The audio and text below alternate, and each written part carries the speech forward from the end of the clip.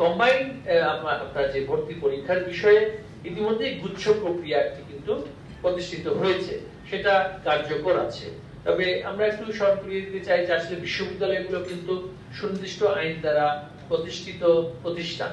তো সেক্ষেত্রে আমরা তাদের সকলের সম্মতির ভিত্তিতে কিন্তু আমরা এই গুচ্ছ পরীক্ষার পদ্ধতিতে আসতে পারি। সেক্ষেত্রে কোনো প্রতিষ্ঠান যদি বিশেষায়িত প্রতিষ্ঠান হিসেবে বা অনেকগুলো আমরা যে স্বায়ত্তশাসিত প্রতিষ্ঠান হিসেবে তারা যদি অংশগ্রহণ করতে না চান, কারণ প্রত্যেকটা প্রতিষ্ঠানের একটি বিশেষ চরিত্র আছে, বিশেষ ঝোঁক আছে, বিশেষ আপনার গবেষণার প্রতি একটা আলাদা একটা মানে প্রক্রিয়াও আছে। অনেকগুলো প্রতিষ্ঠান আমাদের দেশে কিন্তু ইতিমধ্যে তৈরি হয়ে গেছে, তারা অন্যান্য প্রতিষ্ঠানের সমান বা অন্যান্য প্রতিষ্ঠানের যে বিদ্যমান গতানুগতিক কার্যক্রমে তারা অংশগ্রহণ করতে চাচ্ছে না, তারা বিশেষায়িত হতে যাচ্ছেন। সেই ক্ষেত্রে কিন্তু আমরা সবাইকে গুচ্ছ পদ্ধতিতে আনাটা অনেক বেশি চ্যালেঞ্জিং হবে।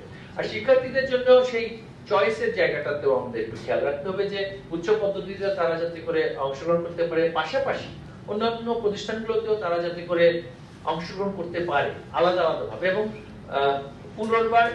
পুনরায় সেটা পরীক্ষা দেওয়ার একটা সুযোগ থাকে, কিন্তু একবারে দিয়ে দিলে তাদের পক্ষে আর সুযোগটা সেটা থাকে না।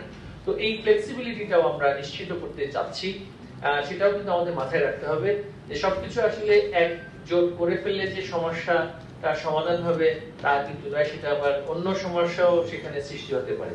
তাই এটা সম্মতির ভিত্তিতে অংশগ্রহণমূলক ভাবে যাতে গুচ্ছ প্রক্রিয়ার মধ্যে অংশগ্রহণ করা যায়, কিন্তু যে প্রতিষ্ঠান সেখানে সম্মত হবেন না তাদের যে একাডেমিক ডিসিশন সেটাকেও তো আমাদের অবশ্যই সম্মান করতে হবে।